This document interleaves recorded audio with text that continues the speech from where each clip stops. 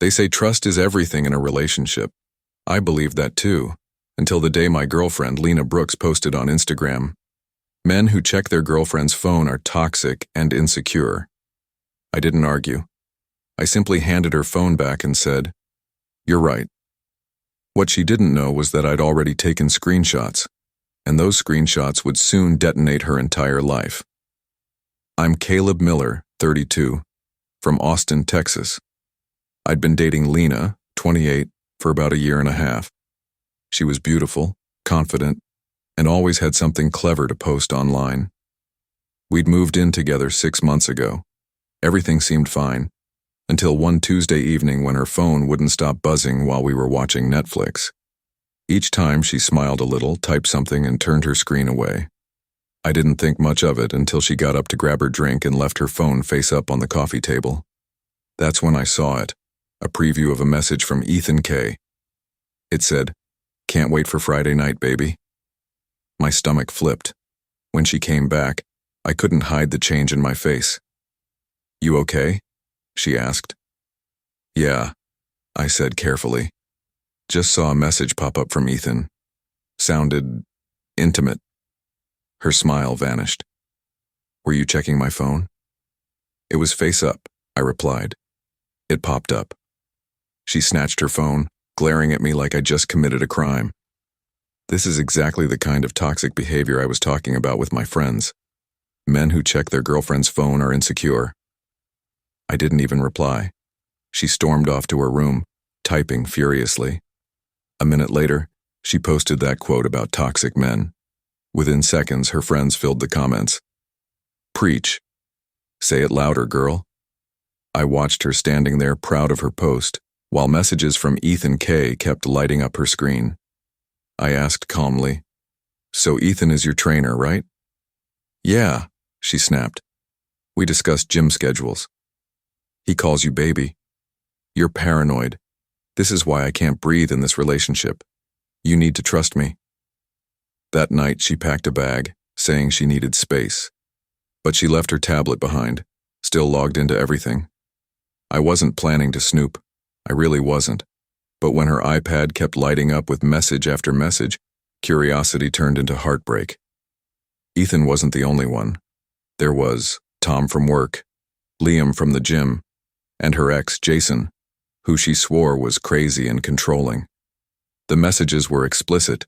Dates, hookups, even photos I'd taken on our trip to Miami. My hands shook as I took screenshots, dozens of them. Then I sat there quietly, realizing I couldn't just confront her.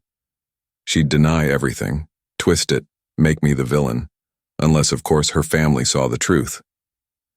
Her mom, Marilyn, adored me. Her dad, Peter, often joked, "When are you giving us grandkids?"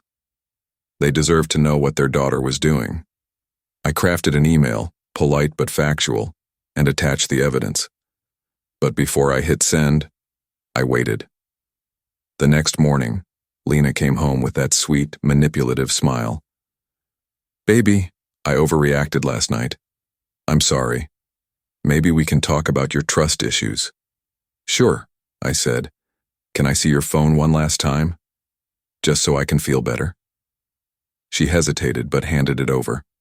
I opened Instagram, liked her toxic men post, and commented, "You're absolutely right." She smiled, thinking she'd won. Then I scrolled her messages. Clean. She'd deleted everything. I nodded. "Looks good.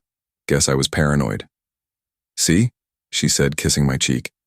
"I knew you'd come around." "Going to the gym?" I asked. "Yep, Ethan's waiting."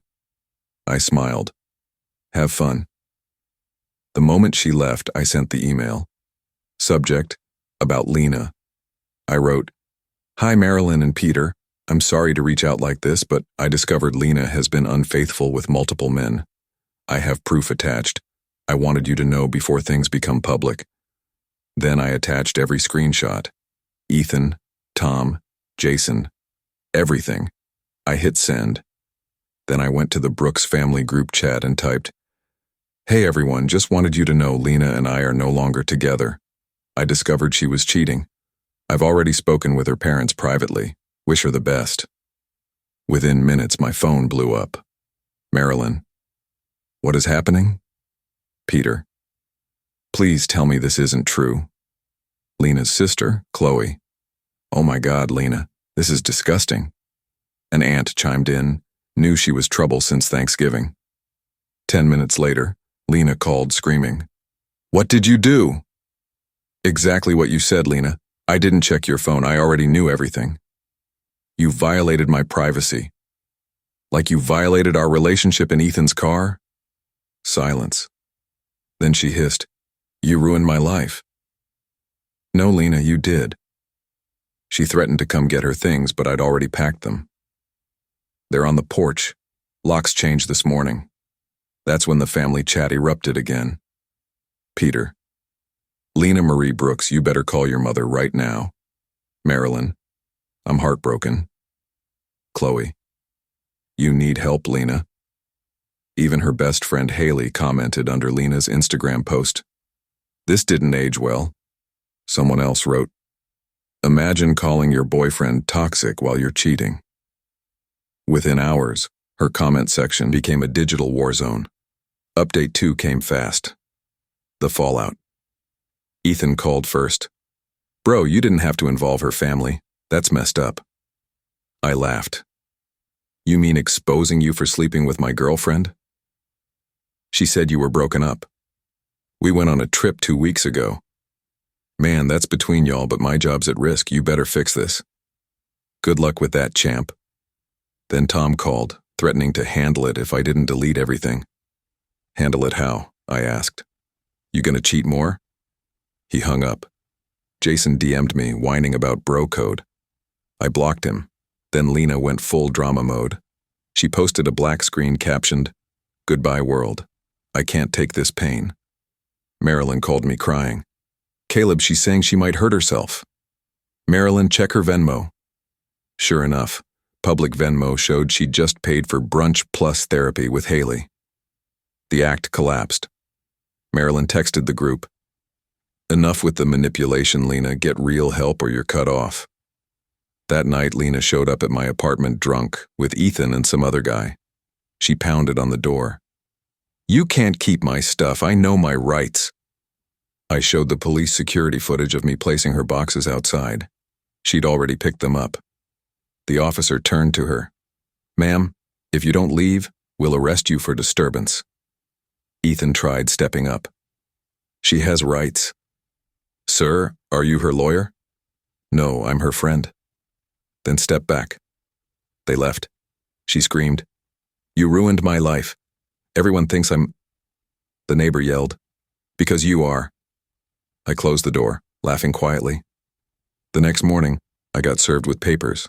Lena was suing me for emotional distress and defamation, demanding $60,000 and a public apology.